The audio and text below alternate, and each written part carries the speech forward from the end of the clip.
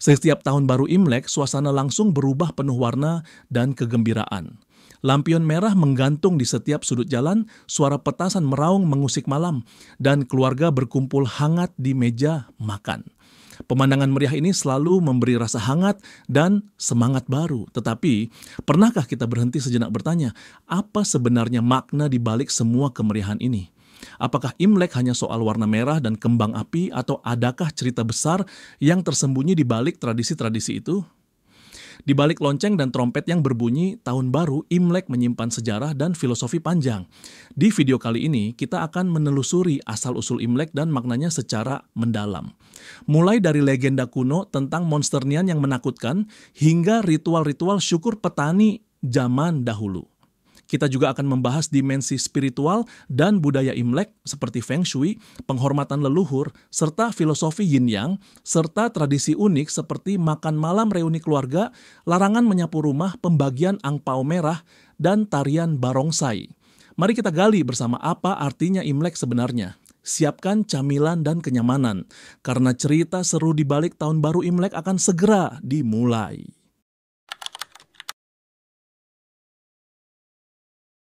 Cerita Imlek dimulai dari legenda masyarakat Tiongkok kuno tentang monster buas bernama Nian. Menurut kisah, Nian adalah makhluk berwujud raksasa berkepala singa dengan taring tajam.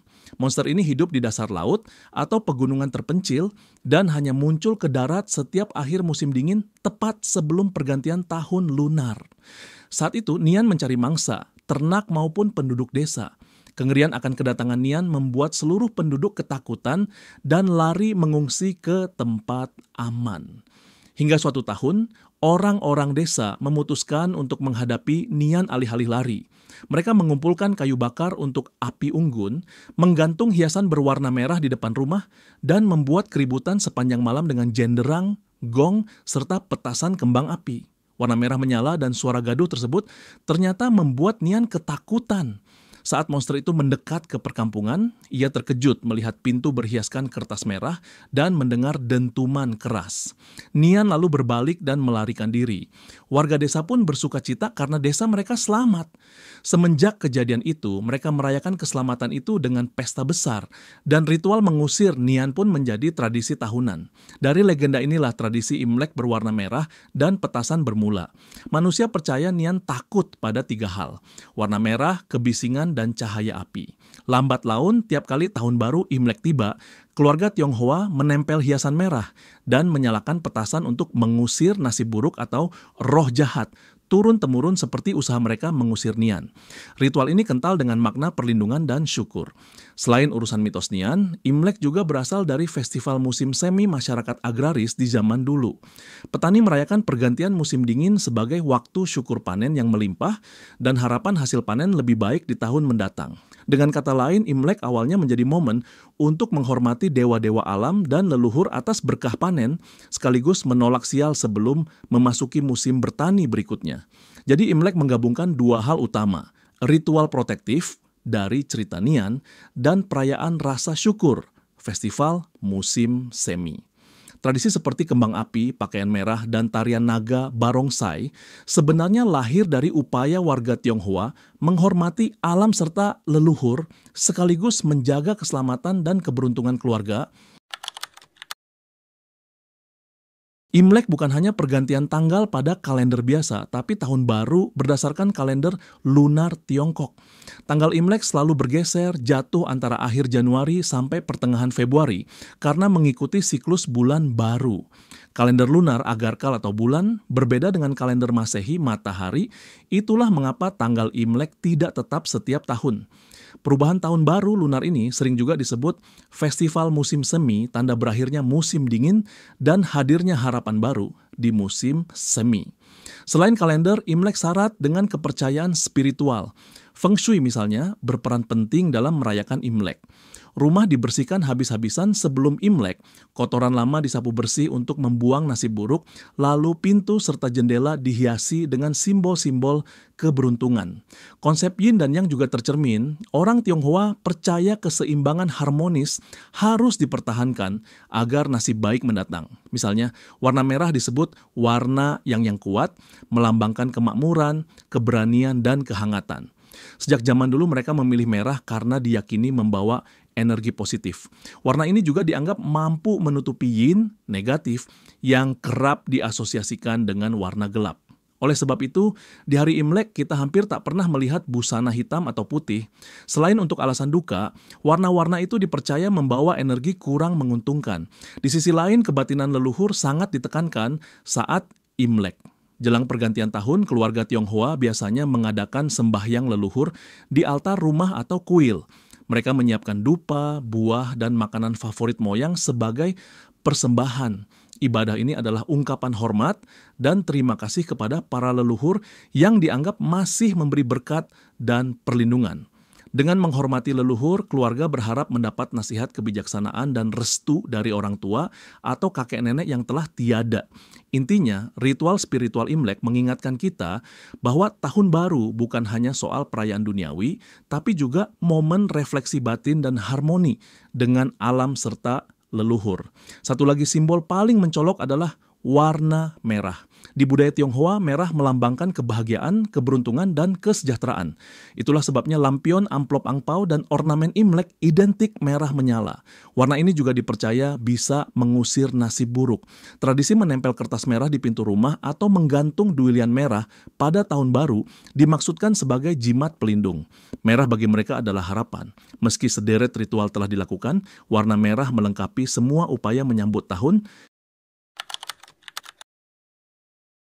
Salah satu tradisi Imlek yang sangat akrab adalah makan malam reuni keluarga sebelum masuk Imlek.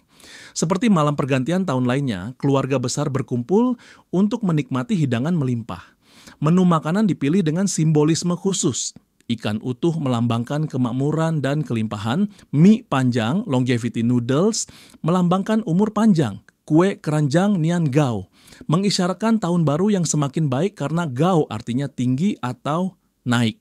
Momen makan bersama ini sangat sakral karena menjadi sarana bersyukur atas kebersamaan dan berharap berkah di tahun mendatang. Selain kebersamaan keluarga, Imlek juga punya pantangan menyapu atau membersihkan rumah pada hari pertama. Hanya sebelum Imlek, rumah disapu bersih. Tetapi begitu pergantian tahun tiba, kita dilarang menyapu. Hal ini dipercayai agar rezeki dan keberuntungan yang baru datang tidak ikut terkibas keluar rumah. Mendengar larangan aneh ini mungkin terasa unik, tetapi bagi masyarakat Tionghoa ini adalah bagian dari Feng Shui, energi baik, Qi, yang masuk di awal tahun harus diusahakan bertahan. Oleh karena itu, semua debu nasib buruk dikeluarkan sebelum Imlek, lalu energi positifnya dibiarkan tetap mengalir. Tradisi lain yang tak boleh terlewat adalah pembagian angpau merah. Biasanya orang tua atau yang sudah menikah akan memberikan amplop merah berisi uang kepada anak-anak atau kerabat yang lebih muda. Angpau hongbao melambangkan keberuntungan dan harapan baik. Tak hanya sekadar pemberian materi, angpau mengandung makna berbagi rezeki serta doa agar penerimanya mendapat keberuntungan di tahun baru. Saling bertukar angpau juga membuat suasana Imlek semakin penuh keceriaan. Orang dewasa maupun anak-anak sama-sama bahagia menerima hoki di dalam amplop merah itu. Saat ini, meski nominalnya tak seberapa, memberi angpau tetap dipandang sebagai simbol kasih sayang dan berkah antar generasi. Tak ketinggalan tarian barongsai, lion dance, yang ikonik. Barongsai adalah tarian khas Tionghoa dengan 2 orang pemain di dalam kostum singa besar yang berwarna-warni. Setiap kali penari, barongsai melompat dan menggerakkan kepala singa. Menurut kepercayaan lama, gerakan itu mampu mengusir roh-roh jahat dan mendatangkan energi positif. Asal-usul barongsai juga terkait legenda Nian. Dahulu replika singa dimainkan untuk menakutkan Nian. Kini di setiap sudut jalan menjelang dan saat Imlek sering terlihat kerumunan orang menyaksikan barongsai beraksi, mulai dari rumah-rumah, kantor, hingga perkantoran. Suaranya riuh dengan suara ketukan gendang dan trompet, simbol kemenangan atas rintangan. Intinya, tarian barongsai menyiratkan doa akan keberuntungan dan kesuksesan. Karena pahlawan tradisi ini dipercaya membawa semangat baru, seperti halnya naga dan singa membawa kekuatan. Perayaan Imlek telah mengalami banyak perubahan dari zaman kuno hingga era modern. Dahulu, setelah masa dinasti Shang dan Han, Imlek sudah dirayakan dengan upacara adat yang teratur. Misalnya pada dinasti Han, tahun baru Imlek mulai diformalkan sebagai perayaan negara yang meriah dan selaras dengan ajaran Konghucu. Melintas zaman, di Cina modern pun Imlek tetap jadi momen keluarga berkumpul paling penting.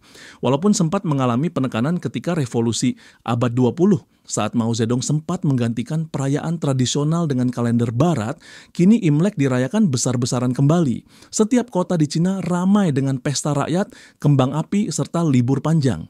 Imlek pun menyebar ke berbagai negara Asia dengan komunitas Tionghoa besar.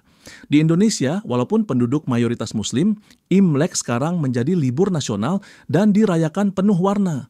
Kota-kota seperti Jakarta, Medan, atau Surabaya mengadakan pasar malam dan pertunjukan barongsai. Warga Tionghoa Indonesia kadang mencampurkan tradisi lokal, misalnya reok barongsai atau pecinan, dengan kuliner khas seperti lontong cap gomeh dan bakcang. Saling memberi angpau dari orang yang lebih tua kepada anak-anak juga lazim dilakukan, bahkan di sekolah dan kantor kadang ada acara khusus Imlek. Di Malaysia, perayaan Imlek sangat meriah di Kuala Lumpur atau Penang, lengkap dengan cinggai peret, pawai penuh warna yang menampilkan atraksi budaya seperti naga raksasa dan barongsai. Di Singapura, Orchard Road berubah menjadi lorong lampion raksasa dengan pemasangan dekorasi merah dan festival lampion, serta hidangan khas seperti jeruk mandarin dan yu sheng, salad ikan mintah keberuntungan yang wajib disajikan. Pendek kata, meski detailnya berbeda-beda, semangat Imlek sebagai momen kumpul keluarga dan berbagi harapan baik selalu sama di tanah air dan negara-negara tetangga. Era digital kini juga mengubah kebiasaan Imlek. Memberi angpau tak melulu pakai amplop kertas. Banyak keluarga menggunakan aplikasi dompet digital, OVO, GoPay, Dana, dan lain-lain untuk mengirim angpau online. Lewat fitur khusus, kita cukup transfer uang dengan latar gambar amplop merah.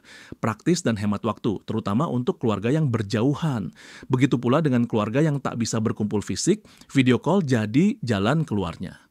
Pada tengah malam pergantian tahun, anak yang bekerja di kota besar atau di luar negeri ikut menyalakan kamera untuk mengucapkan Gongxi Fatchai lewat layar. Media sosial turut meramaikan suasana, hashtag Imlek ramai diisi ucapan selamat, tuibon wajah animasi naga, atau filter lampion di Instagram dan TikTok. Meski medianya kini serba digital, esensi tradisi berupa doa, kebersamaan, dan harapan baik tetap dijunjung tinggi. Perayaan Imlek mengajarkan banyak nilai budaya berharga. Kembali ke akar legendarisnya, kita diingatkan untuk berani menghadapi ketakutan, seperti warga desa yang tak lari dari Nian dan percaya bahwa kerjasama serta inovasi bisa menyelesaikan masalah. Dari sisi spiritual, Imlek mendorong kita untuk mensyukuri apa yang telah dicapai tahun lalu, menghormati leluhur yang berjasa, dan membuka lembaran baru dengan hati dan pikiran seimbang, yin yang. Di level keluarga, Imlek menegaskan arti penting kebersamaan, tali silaturahmi terjaga melalui makan malam reuni, dan saling memberi angpau penuh berkah. Sekarang giliran kamu, bagaimana pengalaman atau cerita Imlekmu? Mungkin ada tradisi unik keluarga yang seru atau kenangan indah yang ingin dibagi. Tinggalkan komentar di bawah ya. Kami sangat ingin tahu bagaimana kamu merayakan dan apa arti Imlek menurutmu. Semoga cerita di balik Imlek kali ini membawa inspirasi dan kehangatan untuk tahun baru kita semua ya.